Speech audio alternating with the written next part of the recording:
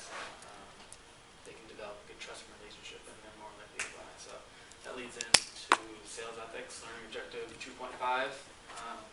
My name is Sean Callbeck. I'm a senior and I'm a business administration major. So here's just an overview of where we're going to be going. We're going to start with sales ethics, what it is ethical behavior, what is unethical behavior, and I'll have it up for you guys, and then any questions if you have. So ethics. Sales ethics is a code of conduct and responsibilities. It could be a set of ideals made up in your head through work experience, just knowing what is right and what is wrong, or it could be a written statement brought by your work. So salesmen and women are constantly faced with ethical dilemmas every day, and that can be salespeople doing anything to make a sale. You guys know that, I'm sure. You've had an experience like that. Maybe walk down the mall or a telemarketer.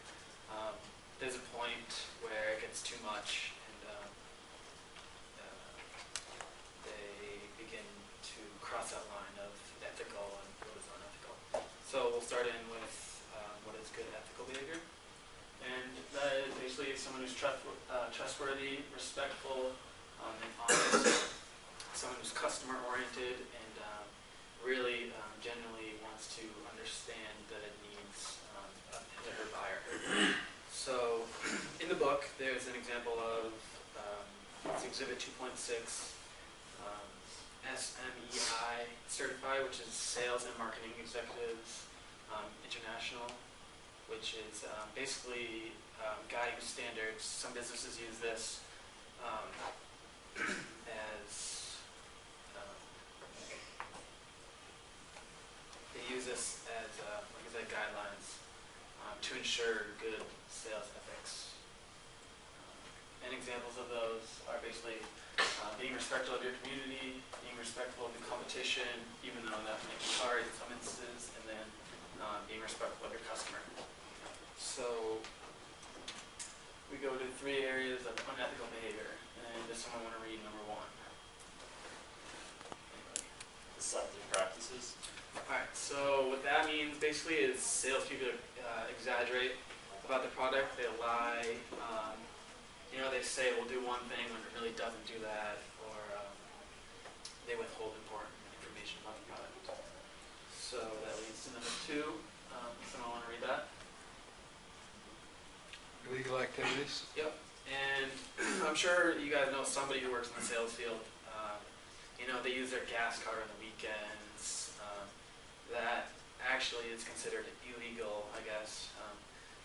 If you use your company car, company truck to go on a camping trip, or you use your company credit card to take your family out to dinner.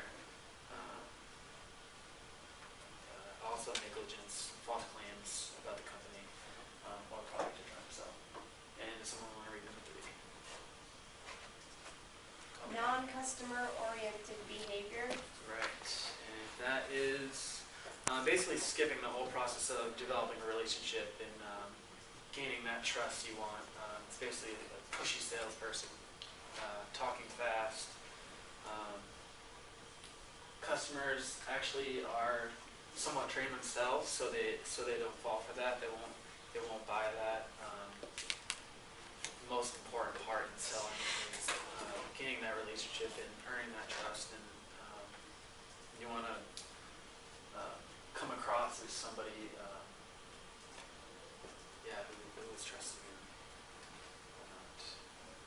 So does anybody have any examples of that come to mind, like unethical behavior, maybe from your past boss or anything like that?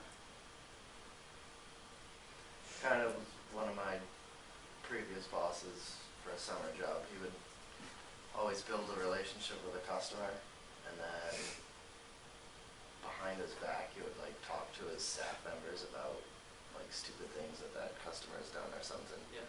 And it was just, it got the employees like myself just thinking about like the boss, like what is he trying to do right now? Like it just didn't do anything. And then like when the customer came in, sometimes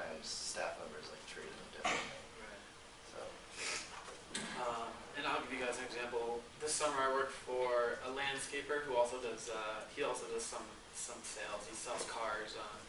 He would basically take this car that he knew something was wrong with it, and he would sell it as a perfect car. You know, that's we all saw that as being unethical, and he knew what he was doing, and he still continued to do it. So yeah, go ahead.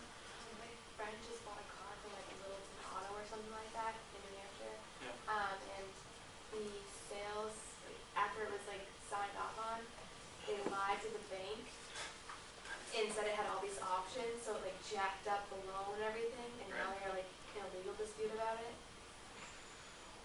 So yeah, that just shows people do anything really to make the sale. Just conclusion. So salesmen and women need to act in a professional manner. They can follow the professional salesperson code of ethics, or they can gain that through experience. Unethical behavior won't be tolerated by customers or employees, and it might seem like it will help you make the sale, but in the long run, it will just negatively affect you. So, who was my first question? Any other examples of unethical behavior in sales, I guess? Anybody? All right. Thank you. Do you have a question for the, oh, actually you did ask it. I didn't say any other examples. Let's give Sean some feedback. What did you guys observe in his presentation? He spoke quietly, but he knew all of his information really well, and his slides were, I'd say, put together well, because there wasn't a lot of information, but the information that he had was important, and he explained it all really well. Very good. I'm making myself notes as you guys are talking. Sean, I want you to go to your first slide again. Giddiness. And by the way, a great observation that you just made, Colleen, about the slides. They were very well put together, not too wordy. I like the colors, very easy to read. So, open up again for us. All right. My name is Sean Callback. My learning objective was 2.5, sales ethics, and I'm a business administration major. Sean, what's your favorite hobby? Snowboard. Where do you like to snowboard? Where? Yeah. Loon? Loon? Or out west anywhere, yeah. All right, so tell me, I want you to tell the class, I want to project your voice to this wall right here and smile and tell us why you like to snowboard. Go ahead. Just because it's fun, and I don't know, you don't have to think about anything. What kind of board do you I have? don't know. It's called Status. Status board, okay, cool. Smaller company. So what did you observe? What did you guys observe with Sean when he's talking about snowboard and those types of things? Tell me what you observed. He smiled and seemed more comfortable. Now, what did you pick up on when he was making his presentation? Go ahead, Eric. Well, I mean, this is just kind of the intro slide, like he was looking up, but I mean, it might help to, or looking at the slide, but I mean, he knows all that stuff. So maybe like the snowboard, like when you asked him what a snowboard was, obviously it wasn't up there, but he just said it because he knows it. Yeah. So I mean, maybe just not like looking at us and not looking back at his PowerPoint for the intro. So, and also during his presentation, how many times did Sean look back at the slide like that? A few times, right? So where should you look? That's right. So it's going to be right here. So avoid the urge, and trust me, I've been there before. It's like, oh, okay, I won't do that. I won't do that. I've done that.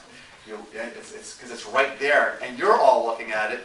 So human nature, you're looking at it. It's right there. We're all going to do this, and